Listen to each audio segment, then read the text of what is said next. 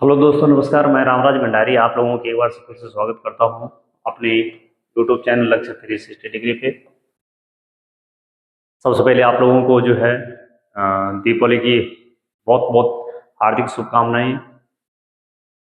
आप लोग इस दीपावली को बहुत अच्छे से जो है मनाएं, सौहार्द से मनाएं।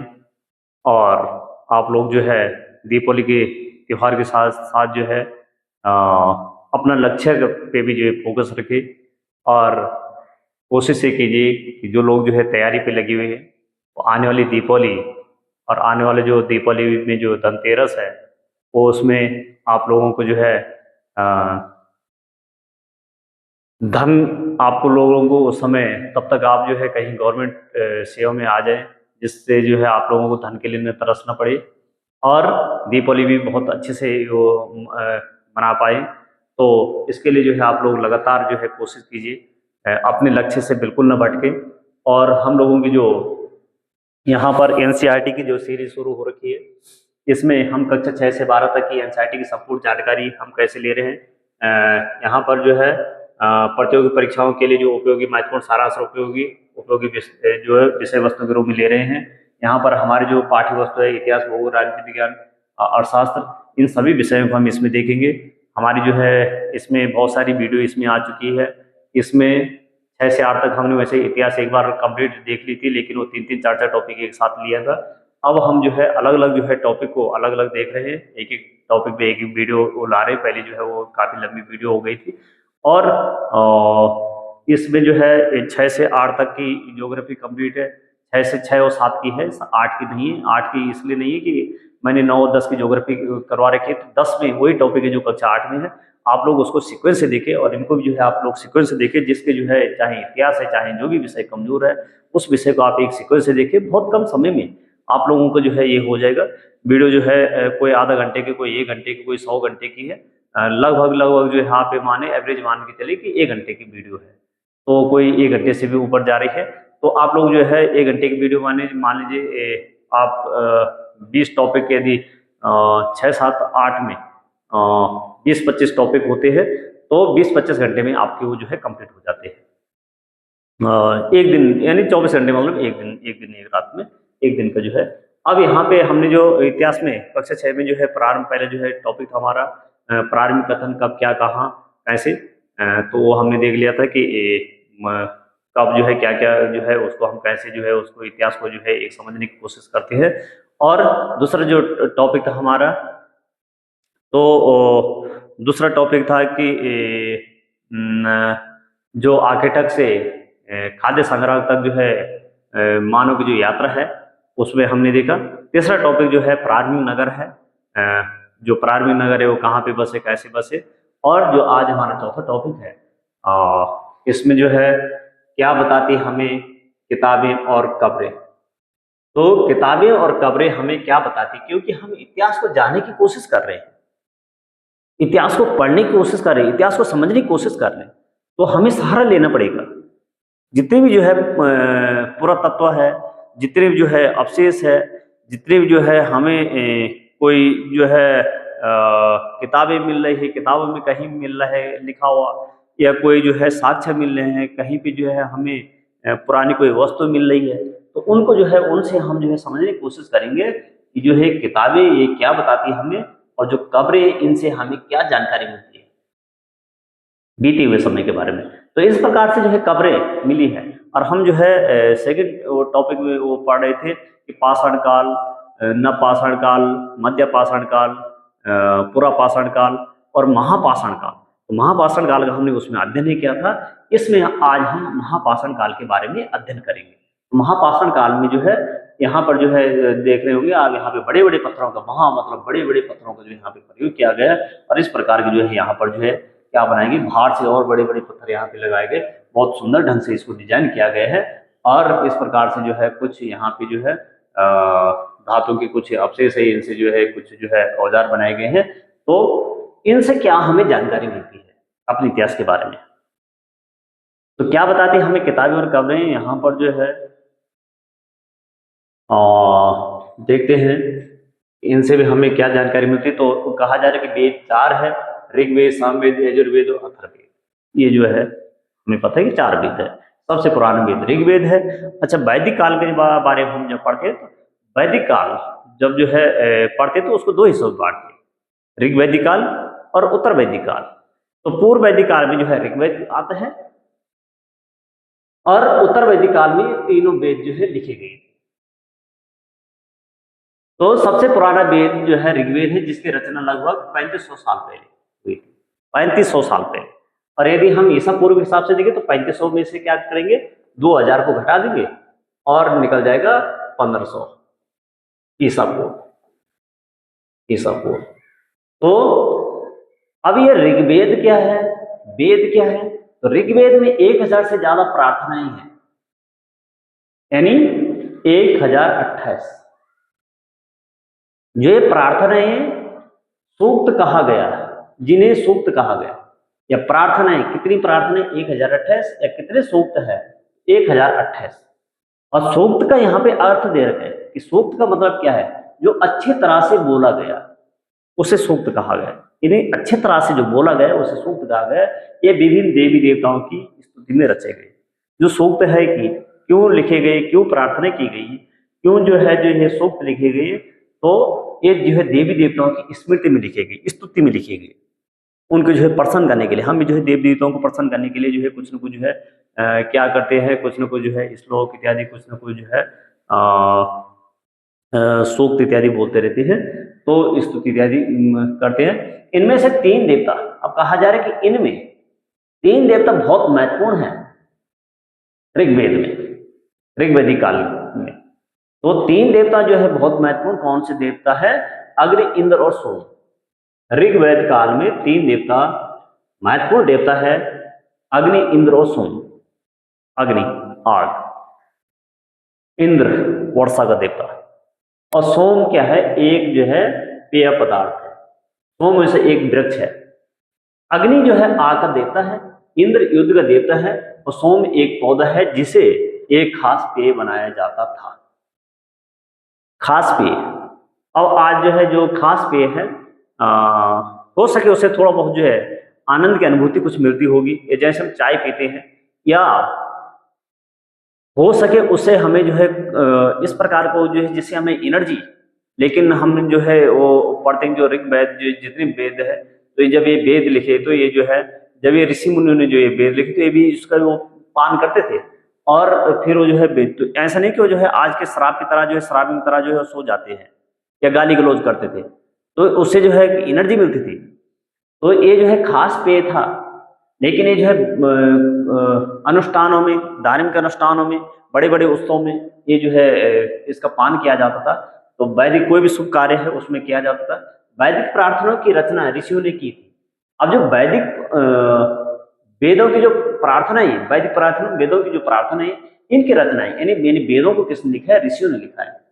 तो अधिकांश सूक्तों के रचयिता पुरुष थे, और अधिकांश ऋषि जो है क्योंकि जो शिक्षा है, तो शिक्षा जो है प्राचीन काल से चाहे आधुनिक काल में तो चलो महिलाएं जो है सबको शिक्षा दी जा रही है, और क्योंकि राइट टू एजुकेशन के तहत जो है कम से कम कक्षा 8 तक तो सबको पढ़ाना है, 14 वर्ष तक के बच्चों को जो है सबको शिक्षा देनी है। और गवर्नमेंट की ये कोशिश है कि जो है जैसे सर्व शिक्षा अभियान लाए, फिर गवर्नमेंट ने जो है उसके बाद जो है रमसा लाए, माध्यमिक शिक्षा अभियान, फिर उसके जो है रूसा लाए हैं उच्चतर शिक्षा के लिए। तो यहाँ पर उस समय जो है भी महिलाएं बहुत कम पढ़ी लिखी थी, तो आज भी जो है महिलाओं का प्रतिनिधित्व बहुत कम देखा जाता है, उतना नहीं जितना पुरुषों का धीरे धीरे जो है बढ़ रहा है। तो उस जो है उस समय भी जो है पुरुष ही थे, और यही जो है इनको लिखने वाले थे। कुछ प्रार्थना की रचना महिलाओं ने भी की थी, लेकिन कुछ, अब आज भी हम कह रहे हैं कि आज भी जो है कम है महिलाएं, तो महिलाओं का प्रतिनिधित्व जो कम है आज भी, तो उस समय भी जो है बहुत कम थे, यानी अधिक पुरुष ही थे। तो कुछ की है। ऋग्वेद की भाषा प्राक संस्कृत या वैदिक संस्कृत कहलाती है। तो जो प्राक संस्कृत है, प्राकृतिक संस्कृत है, वो कहलाती है वैदिक संस्कृत, उसे वैदिक संस्कृत कहते हैं। वैदिक संस्कृत वो संस्कृत है जिसको हम और आप जो है नहीं पढ़ सकते, वो वाली संस्कृत नहीं जिसको जो है हमारी किताबों में है, वो वाली संस्कृत नहीं। तो वो संस्कृत है, ऋग्वेद का उच्चारण या श्रवण किया जाता था, न कि पढ़ा जाता। अब कहा जा रहा है कि ऋग्वेद का जो है ऋग्वेद को पढ़ा नहीं जाता, बल्कि ऋग्वेद का जो है उच्चारण, वो तो लिखा तो बहुत बाद में गया है, इसका सिर्फ जो है क्या किया जाता था, उच्चारण किया जाता था। गुरु शिष्य से उच्चारण करवाता था और शिष्य जो है उसका क्या करता था, गुरु साथ फिर उसे जो है कहता था, उसे जो है सुनता था, फिर जो है उसका मनन करता था, उसे जो है उच्चारित करता था। और ये कहा जा रहा है कि पढ़ा नहीं जाता था। बहुत समय तक ऐसे ही होता रहा, ऐसे ही चलता रहा। और उसमें जो है कितना जो है कठिन उस समय रहता होगा कि आज हमारे पास जो है टेक्नोलॉजी, हम जो है तकनीकी की दुनिया में है, तो सभी प्रकार के संसाधन है, लेकिन उस समय उनके पास जो है इस प्रकार के कोई संसाधन नहीं थे। उन्हें जो है रट करके ही याद करना था। तो सब जो है लोग ये जो है सब लोग जो है तो वो थोड़ा मुश्किल था। तो कहा जा रहा है कि अ, वो जो है पढ़ा नहीं जाता था, बल्कि उसका जो है उच्चारण किया जाता था, उसको जो है श्रवण किया जाता था, उच्चारण किया जाता था। और ऐसे जो है पीढ़ी दर पीढ़ी जो है ट्रांसफर वो होता रहा। इतिहासकार भौतिक अवशेषों के अलावा लिखित स्रोतों का भी उपयोग करते हैं। अब इतिहासकार जो भौतिक अवशेष है, जैसे जो है कहीं से हमें कोई जो है औजार मिले हैं, कोई जो है बर्तन मिले हैं, कुछ जो है ईंटें मिली है, या कोई अन्य जो भी सामग्री, जो भौतिक सामग्री है वो मिली है, तो भवन मोहन इत्यादि मिले। जैसे हम सिंधु काल सभ्यता के बारे में पढ़ रहे थे, तो वहाँ पे मुद्राएं मिली, या जो है मूर्तियां मिली है। तो कहा जा रहा है कि इतिहासकार इनका ही जो है सहारा नहीं लेते, बल्कि लिखित स्रोतों का भी उपयोग करते हैं, इनका भी सहारा लेते हैं इतिहास को समझने के लिए। ऋग्वेद के कुछ सूक्त वार्तालाप के रूप में भी है। अब ये जो सूक्त है, ये स्तुतियां हैं, ये कहा जा रहा है कि कुछ वार्तालाप के रूप में भी है, डिस्कशन जिसमें किया गया है। तो यहाँ पर जो है वार्तालाप के रूप में है, जो विश्वामित्र नामक ऋषि और देवियों के रूप में पूजित दो नदियां, जो विश्वामित्र ऋषि है और जो नदी है, नदियों को जो हम पवित्र मानते हैं, नदियों को जो है हम जो है माँ का दर्जा जो है, गंगा माँ, यमुना माँ, तो नदियों को जो है हम इनकी पूजा करते हैं। हम जो है प्राचीन समय से ही प्रकृति की जो है हमने पूजा की है, प्रकृति के जो है संरक्षण किया है। तो इस यहाँ पर कहा जा रहा है कि इनके बीच में क्या है, दो नदियां ब्यास और सतलुज के बीच एक संवाद ऐसा ही सूक्त का अंश है। और वहां पर जो है क्या संवाद है कि जो है ऋषि विश्वामित्र उन नदियों से कह रहे हैं कि हमें जो है रास्ता दो, आपके जो है इतना वेग है, हम जो है कैसे जो है अपने पशु का जो है इनका पेट जो है, इनका भरण पोषण कर पाएंगे। हमारी जो गायें हैं, हमारी जो रथ है, हमें इनको जो है हमें आगे बढ़ने दो। तो उनसे जो है वो संवाद कर रहे हैं। भुर्ज वृक्ष की छाल पर लिखी गई यह पांडुलिपियां कश्मीर में पाई गई। अब जो है एक पांडुलिपि है, मैंने जो फर्स्ट वाले स्लाइड में या वो सही इसमें होगी, एक पांडुलिपि जो है वो कश्मीर में भुज वृक्ष की छाया जो है छाल पर जो है लिखी गई पांडुलिपि। तो पांडुलिपि का मतलब क्या है, पांडु मतलब हाथ, लिपि मतलब लिखाव, तो हाथ से जो लिखी हुई वो कश्मीर में पाई गई थी। और आज वो जो है कहाँ पर है, आज वो जो है महाराष्ट्र में है, किसी संग्रहालय में है। तो ऋग्वेद में, अब ऋग्वेद में जो मवेशियों, बच्चों, खासकर पुत्रों और घोड़ों की प्राप्ति के लिए अनेक प्रार्थनाएं हैं। अब ऋग्वेद में जो प्रार्थनाएं हैं वो किस चीज के लिए थी, खास जो प्रार्थनाएं थी वो ज्यादा से ज्यादा प्रार्थना किस चीज के लिए है, मवेशी, पशुओं के लिए, क्योंकि उस समय संपदा क्या थी, पशु थी। तो जिसके पास जितनी ज्यादा पशु है, जिनके पास जितनी जो है जमीन है, वो उतना ज्यादा संपन्न है। तो जो है पशु वाला तो संपन्न नहीं माना जाता है, या जमीन वाला जो है, जमीन नीचे जो प्लेन्स में, लेकिन यहाँ पहाड़ी क्षेत्रों में जमीन, वहाँ तो यहाँ तो जो है उतनी ज्यादा अहमियत नहीं दी जाती है। तो बच्चों के लिए भी प्रार्थना की जाती है, लेकिन आज भी प्रार्थना करते हैं बच्चों के लिए, लेकिन खास करके किसके लिए, पुत्रों के लिए, और घोड़ों के लिए, अच्छे अच्छे घोड़ों के लिए, क्योंकि इन्हें युद्ध करना है, रथ खींच रहे हैं घोड़ों ने। तो अनेक प्रार्थनाएं, लड़ाइयां जो है किस चीज के लिए होती थी, तो लड़ाइयां उस समय जो मवेशियों के लिए, इन पशुओं के लिए ही होती थी, क्योंकि एक दूसरे जो है गायों को, बहुत सारी जो है लड़ाइयां गायों के लिए हुई है। तो मवेशियों के लिए कुछ लड़ाइयां जमीन के लिए, क्योंकि जमीन जिसके बाद जितनी ज्यादा होगी वो भी संपन्न माना जाता था। तो जमीन के लिए, और आज भी जो है जमीन के लिए लड़ाई है, लेकिन पशु के लिए आज नहीं। कुछ लड़ाइयां पानी के लिए, क्योंकि पानी के स्रोत है, जो जितना जिसके पास पानी के स्रोत पे कब्जा हो गया, उसके जो है उतने जो है क्या हो जाएंगे, उतने जो है उसकी जमीन सिंचित हो जाएगी पानी की जो है। तो आज भी बहुत सारी, आज भी है, भारत पाकिस्तान का जो है सिंधु समझौता इत्यादि बहुत सारे विवाद होते हैं। दक्षिण भारत में जो है बहुत सारे जो है कावेरी कोवेरी नदी पे बहुत सारे विवाद होते रहते हैं। तो स्रोत और लोगों की बंदी बनाने के लिए भी लड़ी जाती थी। लोगों को बंदी बनाए, लोगों को बंदी क्यों बनाना चाहते थे कि ये जो है गुलाम बना करके, लोगों को जो है दास बना करके, तो इस चीज के लिए जो है लड़ी जाती थी।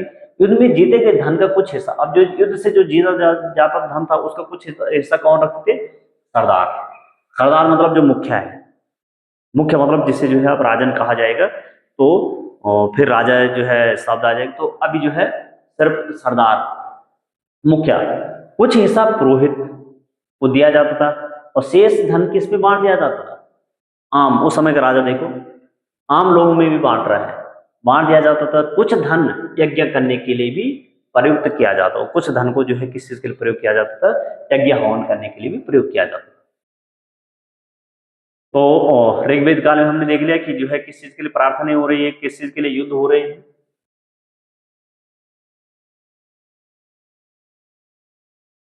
लोगों का वर्गीकरण काम, भाषा, परिवार या समुदाय, निवास स्थान या सांस्कृतिक परंपरा के आधार पर किया जाता था। अब वर्गीकरण किस आधार पर किया जाता था? उनके काम के आधार पे, उनकी भाषा के आधार पे, परिवार के आधार पे, समुदाय के आधार पे, निवास स्थान के आधार पे और सांस्कृतिक परंपरा के आधार पे भी वर्गीकरण किया जाता था, यानी विभाजित किया जाता था। जनता या पूरे समुदाय के लिए दो शब्दों के इस्तेमाल। अब कहा जा रहा है कि जनता के लिए या पूरे समुदाय के लिए दो शब्दों का इस्तेमाल होता था। एक था जन और दूसरा था विश्व।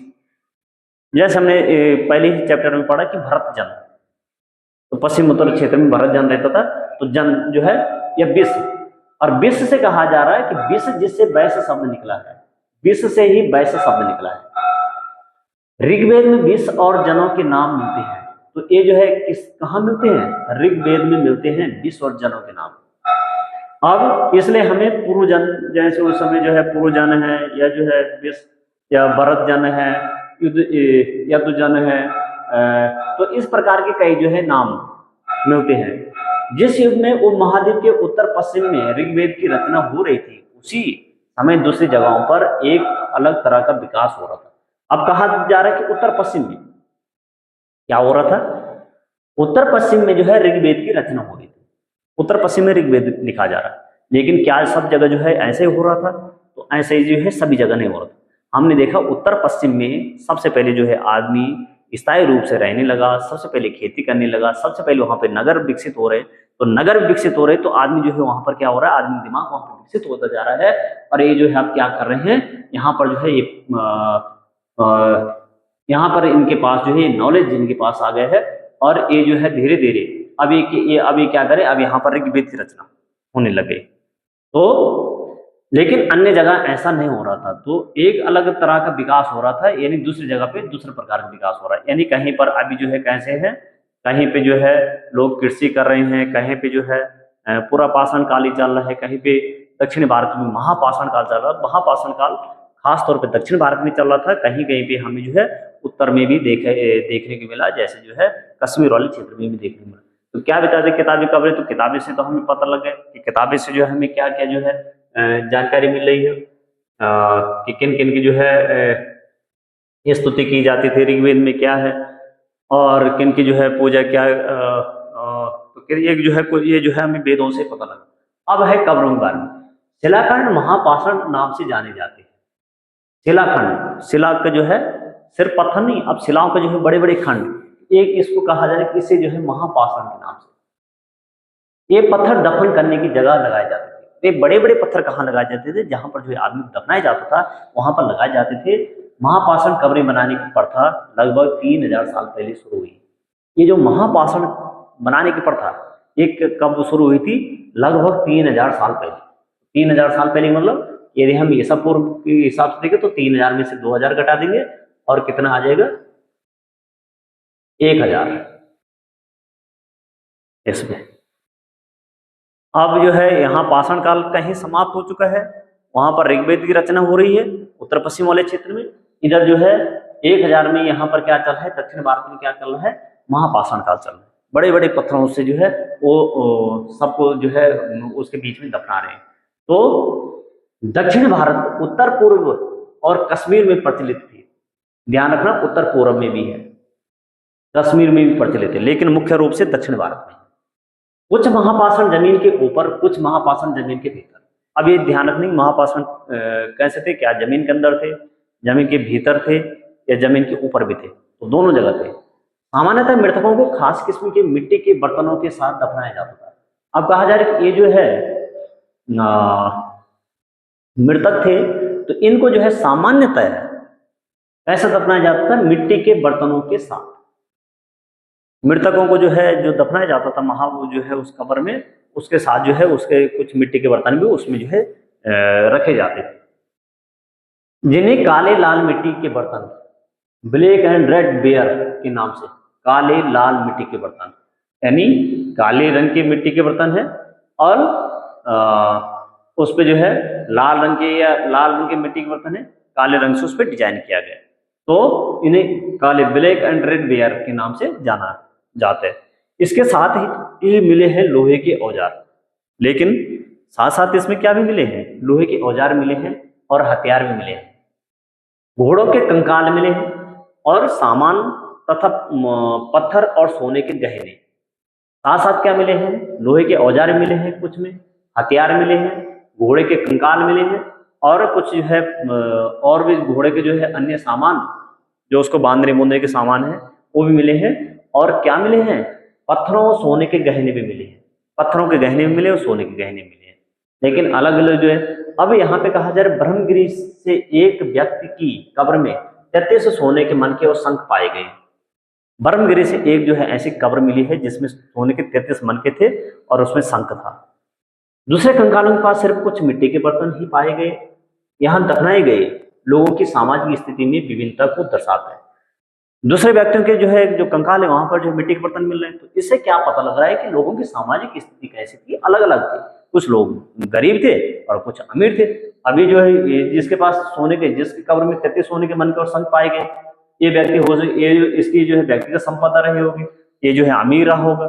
तो और जिनके पास जो है सामान्य जो है क्या मिट्टी के बर्तन मिल रहे हैं, तो यहाँ से क्या लग रहा है हमें कि सामाजिक स्थिति के बारे में उनकी जो है कुछ जानकारी मिली है। तो क्या बताती है हमें किताब कब्र में,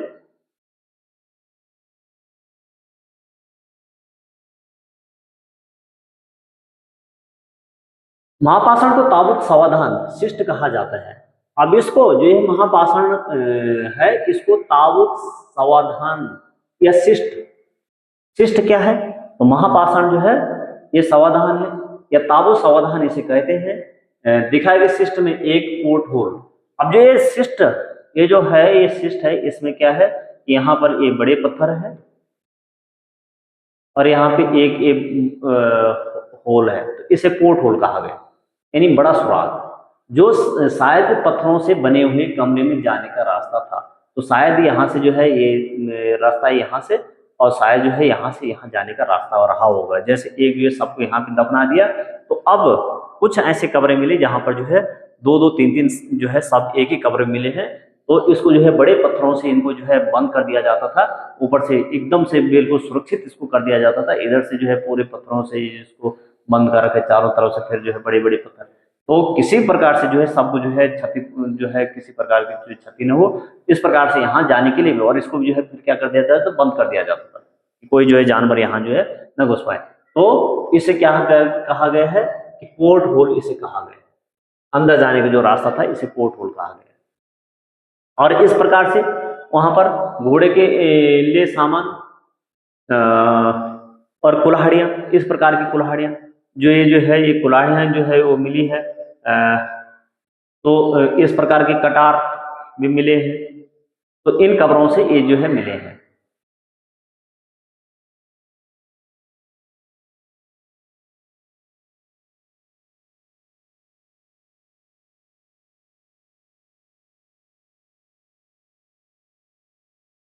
कभी कभी महापाषाणों में एक से अधिक कंकाल मिले हैं।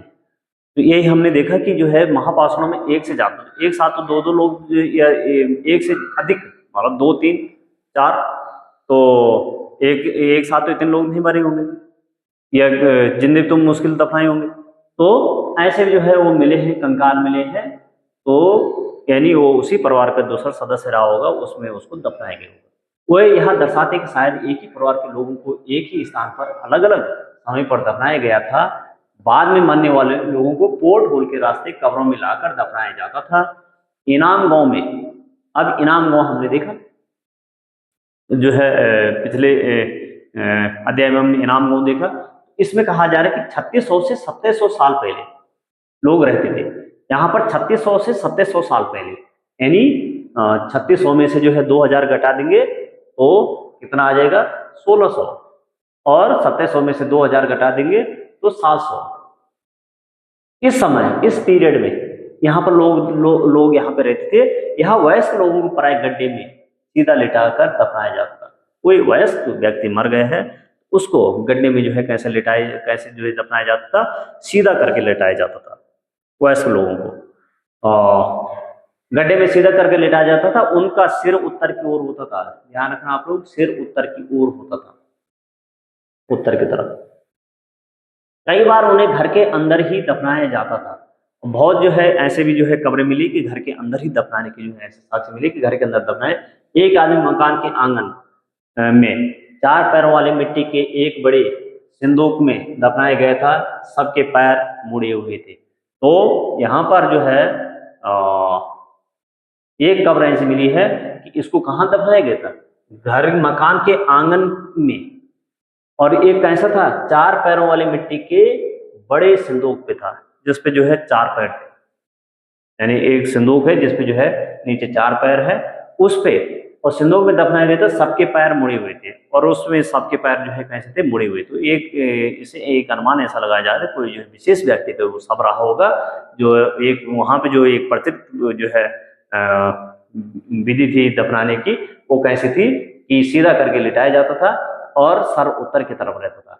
और जो है उसको यहाँ इसको सीधा करके नहीं लिटाया गया है, बल्कि इसके पैर मुड़े हुए हैं।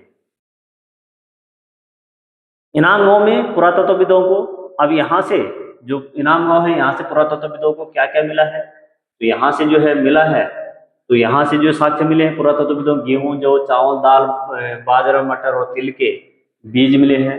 गाय, बैल, भैंस, बकरी, भेड़, कुत्ता, घोड़ा, गधा, सुअर, सांभर, चितबकरा, हिरण, कृष्ण, बरहा, नेवला, चिड़िया, घड़ियाल, कुछ कछुआ के कड़ा और मछली की हड्डियां भी पाई गई है। ऐसे साक्ष्य मिले हैं कि बेर, आंवला, जामुन, खजूर और कई तरह की रस भरियां एकत्र की जाती थी। तो ये जो है कुछ जो है ऐसे साक्ष्य मिले हैं। तो क्या क्या जो है लोग जो है पालते थे, कौन कौन से पशु जो है, किन किन पशु से परिचित थे, कौन कौन से जो फसलों से परिचित थे, तो ये जो है साक्ष्य मिले। अब यहाँ पे ये जो है तिथियां हैं, इसको जो इन तिथियों को देख लेते हैं कि क्या जो है ये तिथियां हैं। तो मेहरगढ़ में कपास खेती लगभग आज 7,000 साल पहले, और यदि ईसा पूर्व के हिसाब से आए तो 2000 जो है घटा देना, 5000 ईसा पूर्व। नगरों का आरंभ लगभग जो है 4700 साल पहले, यदि जो है उसमें से 2000 घटा देना 2700 साल पहले। हड़प्पा के नगरों का अंत की शुरुआत लगभग 3900 साल पहले, 2000 घटा देंगे तो कितना आ जाएगा 1900 साल पहले। अन्य नगरों का विकास, अन्य नगरों का विकास 2500 साल पहले। तो अन्य नगरों का विकास जो है 2500 साल पहले, यानी द्वितीय नगरीकरण जो होता है तो 2500 साल, 2000 घटा देंगे तो 500 साल जो है ईसा पूर्व आ जाएगा, साल पहले नहीं ईसा पूर्व आ जाएगा। वेदों की रचना प्रारंभ 3500 साल पहले, और 2000 घटा देंगे तो 1500 ईसा पूर्व आ जाएगा। महापाषाणों के निर्माण की शुरुआत लगभग जो है 3000 साल पहले, 2000 घटा देंगे 1000 ईसा पूर्व। इनाम गांव में कृषकों के निवास का जो है हमें मिला है 3600 से 2700 साल पहले, और चरक लगभग 2000 साल पहले थे। तो चरक ने चरक संहिता लिखी थी। एक जो है आयुर्वेद के जो है विद्वान थे, और इन्होंने चरक जो है शल्य चिकित्सा के जो है सुश्रुति भी वैसे थे, ये भी थे। तो ये जो है कनिष्क के समय में थे, तो इस समय जो है ये थे। तो ये आप लोग जो है ध्यान रखेंगे। इसके साथ जो है ये टॉपिक इसमें जो महत्वपूर्ण था वो हमने इस टॉपिक में जो है लाया है। कोई वीडियो जो है थोड़ा सी बड़ी हो सकती है, कोई जो है छोटी हो सकती है, जैसे जिसमें जितना जो है कोई महत्वपूर्ण होगा तो उस हिसाब से जो है उसमें समय लगेगा। और इसको जो है हम ऐसे कंप्लीट, अब जो है 2-4 दिन छुट्टियां हैं, दीपावली की छुट्टियां भी है, और तो 2-4 दिन तक जो है वीडियो नहीं आ पाएगी। तो इसके साथ आप लोग जो है लगातार अपने जो है त्यौहार भी मनाएं और अपनी जो है पढ़ाई को भी जारी रखें। एक जो है हम सिस्टमेटिक ढंग से जो है काम करेंगे तो निश्चित ही सफलता है। जो सिस्टमेटिक ढंग से काम नहीं करेगा, जो है भटक जाएगा, ये हो जाएगा कि क्या पढ़ना है क्या नहीं पढ़ना है, कोई इधर से पीडीएफ भेज रहा है, कोई 500 पेज की पीडीएफ भेज रहा है, कोई 150 पेज की पीडीएफ भेज रहा है, उसको खोलने पे लगाओ, यहाँ उसको जो है इसको कह रहा है उसको नोट्स, उसको दूसरे के नोट्स, उससे कभी भी जो है हम अच्छे से जो है तैयारी नहीं कर पाते हैं और कभी भी दूसरे के नोट से जो है पढ़ाई नहीं हो पाती है। तो उसने किस प्रकार से उसने अपनी समझ के हिसाब से लिखा हुआ है और हम उसको नोट्स को पढ़ेंगे तो जो हमारे लिए अधूरे, हमें खुद नोट्स बनाने हैं और खुद समझना है।